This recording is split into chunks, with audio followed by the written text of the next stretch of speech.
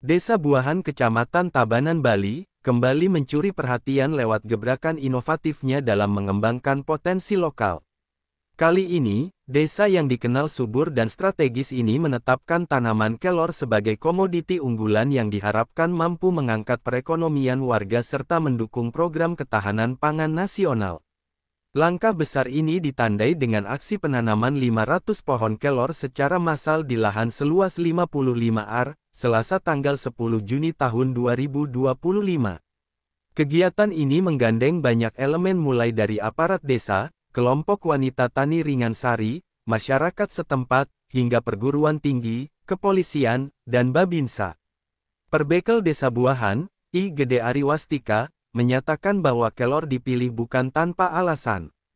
Kelor punya manfaat luar biasa, kaya gizi, berkhasiat untuk kesehatan, dan bernilai ekonomi tinggi.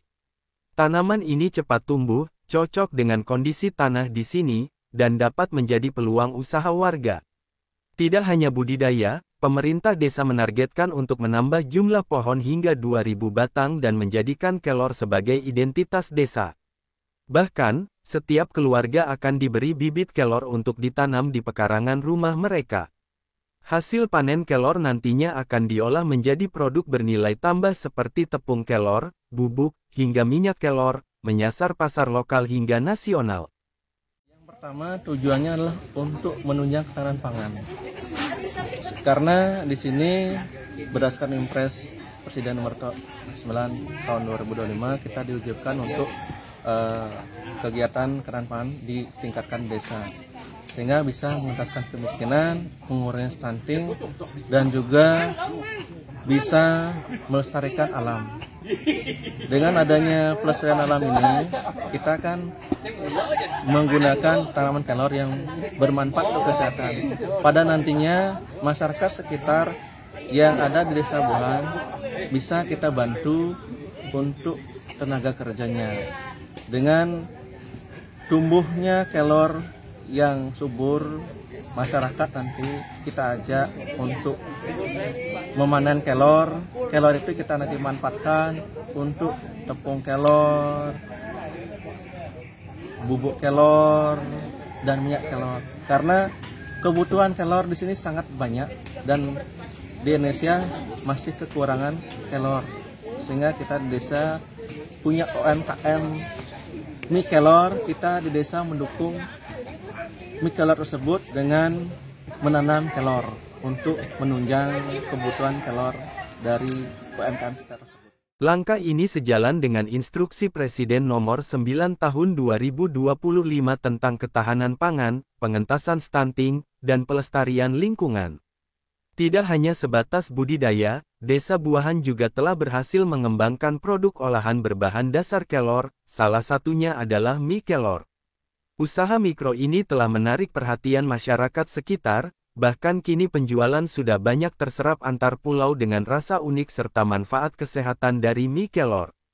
Pemilik usaha mie kelor Good, di Desa Buahan, Kecamatan Tabanan, Iwayan Sumerta Yasa mengungkapkan, terobosan menggunakan daun kelor sebagai bahan baku pembuat mie dilakukan setelah sebelumnya mengumpulkan informasi dari berbagai sumber terkait khasiat dari daun tersebut yang ternyata kaya akan kandungan vitamin A. Bahkan di luar negeri kelor ini dikenal sebagai superfood karena kaya nutrisi dan manfaat kesehatan. Sehingga berbagai olahan berbahan baku dari kelor sangat diminati di luar negeri. Karena memang kelornya itu sudah mempunyai tren yang luar biasa. Nah, di luar negeri dikenal dengan superfood. Kalau bule ini lebih paham dan mereka berani beli mahal kelor itu sendiri. Baik sudah berupa bubuk misalnya, atau sudah berbentuk teh, ya teh celupnya, gitu kan udah banyak beredar. Nah, baik berupa minyak. Nah, moringa itu di luar negeri itu ya, atau di orang-orang bule ya, bahasa Inggris itu kan mengandung minyak, artinya molnya itu moringa itu artinya udah mengandung minyak yang sangat syarat dengan khasiat dan kandungannya, gizinya itu sendiri, baik itu vitaminnya, kalsiumnya, ya. Ada mengandung potasium, itu bisa pencegah kanker. Magnesiumnya, zat besinya sangat tinggi untuk pertumbuhan tulang.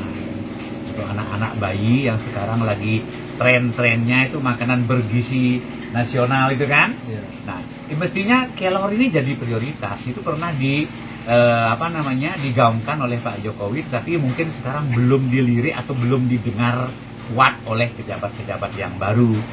Ini olahan-olahan kelor itu harusnya menjadi prioritas untuk kesehatan anak-anak kita ke depan. Ya, dengan kandungan gizi yang tinggi, terutama protein ini bisa mencerdaskan otak anak-anak. Nah, di luar negeri ini ada di informasi dari Asosiasi Beyond Moringa Indonesia, itu di Belgia umur kandungan orang hamil mulai dari 2 bulan itu sampai lahir diwajibkan konsumsi olahan kelor. Saat ini penjualan mie kelor dengan berbagai varian rasa cukup diminati pasar. Selain di Bali, pangsa pasar mie kelor sudah terserap ke Jawa, Sumatera, dan Medan.